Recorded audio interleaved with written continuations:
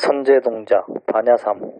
화엄경의 선제동자가 53 선지식을 찾아다닌 것도 구경은 이 소식을 모르기 때문에 어린 것이 맨발로 수백 수천 리를 찾아다녔던 것입니다. 한 선지식을 만나 한 가지를 배우고 또 물으면 다른 선지식을 가르쳐주면서 거기 가면 백천삼매를 얻는다고 합니다. 그 선지식을 또 찾아가 온갖 지식을 더 배워보면 마음 생김이나 부처님 법을 좀 더 깨닫게 되는데, 그러나 아직 무엇인지 미진한 게 있습니다. 이렇게 해서 찾아다닌 선지식 가운데 음녀 탕녀도 있고 사람을 하루에 몇백 명씩 죽이는 폭군도 있고 목사도 있고 신부도 있어서 선지식이라 인정하기 어려운 행세를 하는 이가 많았습니다. 또한 선지식을 찾아 배우고 깨달음을 얻고 나면 한결같이 그 선지식은 나는 아는 것이 이것뿐이다. 그러니 어디 가서 아무 선지식을 찾으라는 것이었고, 이렇게 하는 가운데 스님 세 분을 만났고 마지막 53번째 선지식을 만났을 때 문수보살을 만나 깨달음을 성취했습니다. 이렇게 해서 마음을 깨달으면 그때 밝은 지혜가 생기는데 그 지혜가 반야입니다. 그런데 그 마음을 깨달으면 깨치고 싶어하는 생각을 내지 말라는 것입니다. 생각을 따져서 알 수 있고 언어로 통할 수 있지만 생각을 내는 모든 생각의 주체인 마음, 곧 자성은 이렇게 해서 이해할 수 없고 따져볼 길이 없습니다. 이에 대하여 부처님의 법문이 금강경에 다 나와 있습니다. 반야를 성취하는 법이 금강경에 아주 되풀이해서 설명됩니다. 부처님의 반야 지혜는 객관적인 사리는 지식이거나 지식에 의한 그런 지혜가 아니고 모든 지식의 주체인 이 마음, 아무 생각이 아닌 청정 본연한 내 본마음을 말합니다. 이것을 열반이니 보리니 반야니 화음이니 법회니 하는 온갖 이름으로 부르기도 합니다. 그러므로 반야 지혜는 청정한 자기 마음의 경계, 부처도 중생도 다 끊어져서 일체 상대하지 않는 주객 이전, 피하의 대립 이전이 밝은 지혜, 그것을 가리킵니다. 이런 반야는 금강석처럼 파괴되지 않는 지혜이고 영어불명하는 광명이며 본래 마음 그대로의 고향이며 생사고해를 내버리고 자기 본래의 낙원에 돌아오는 지혜입니다. 알 줄 아는 마음자리, 반야 사강. 육신은 기계와 같고 자동차와 같으며 마음자리는 운전수와 같고 기사와 같으며 몸뚱이가 옷이라면 말하고 듣는 마음자리는 옷을 입은 사람의 몸에 비유됩니다. 그러므로 알 줄 알고 말할 줄 아는 이 마음자리인 나는 육체를 뒤집어 쓰고 있을 때나 몸뚱이를 걷어치웠을 때나 변하지 않습니다. 중생 노름하는 범부 시절에도 마음자리는 조금도 덜함이 없이 제 성능을 다하고 있으며 이 다음 성불에서 부처가 되었을 때도 무엇을 알 줄 아는 그 심은 더 거룩해지는 것도 아닙니다. 마치 소금을 집에 넣어서 짠맛을 아는 것은 아기 때나 학사 박사 때나 변함없이 똑같은 것과 마찬가지입니다. 그런데 알 줄 아는 이 성품은 분별을 하는 생각과는 다릅니다. 아무것도 없는 바닥에 거울을 덮어 놓으면 아무 그림자도 없이 깨끗한 거울이 바닥뿐이지만 바로 젖혀서 물건을 갖다 대면 무엇을 대하든지 그대로 나타납니다. 만일 빨간 옷감을 대면 거울 전체가 빨갛게 물든 것처럼 보이는데 그렇다고 해서 거울이 실상 빨갛게 물든 것은 아닙니다.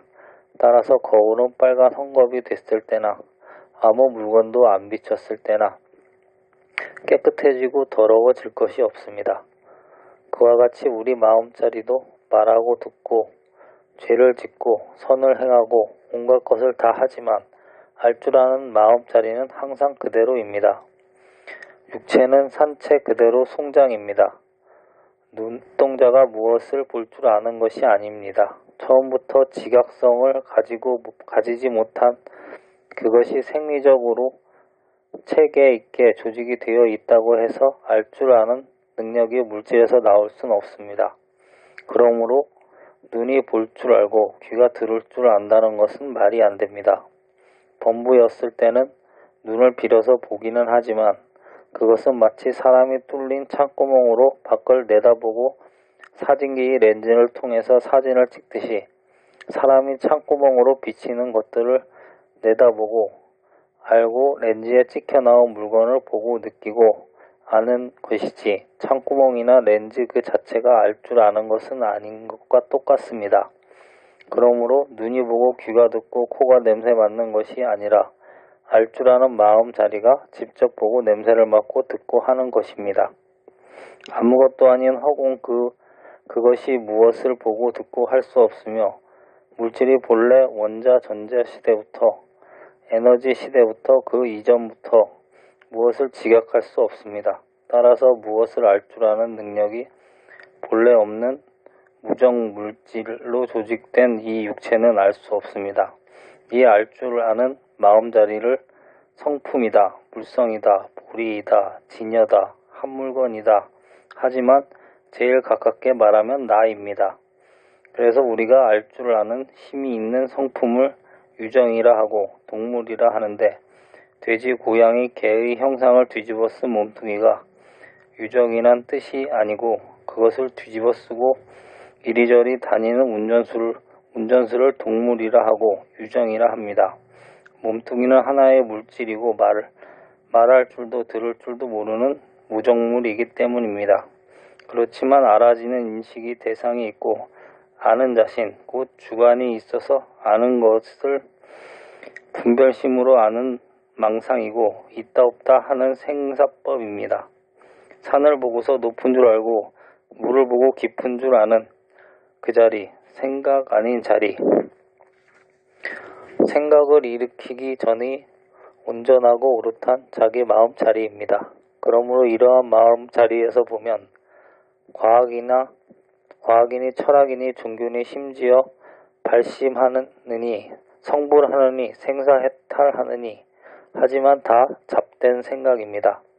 본 마음 자리를 미해서 생사의 보호를 받고 있는 있는 우리로서는 그런 생각을 하긴 해야 하겠지만 그러나 이것은 다 부처가 되기 전에 내 마음을 돌이키기 전의 일이고 제정신을 똑똑히 제대로 찾은 사람에게는 일체의 생각을 다 버리게 됩니다.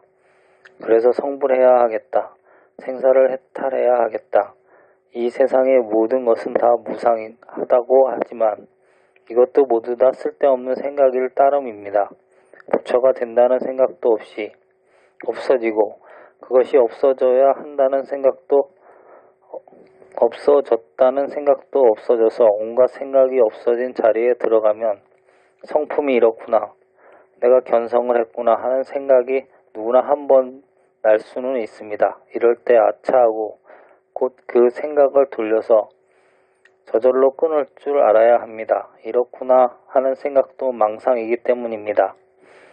이 생각 저 생각 다 버리고 상대적으로 존재하는 객관 대상 곧 삼 보고 높은 줄 알듯이 객관의 사물을 아는 것이 아니라 제가 저를 알 때 아는 것으로 아는 것이 아니고 다만 객관 세계를 보고 잘못 안 지식을 정리해 버리는 것이므로 아무 생각 없이 아무 허물 없는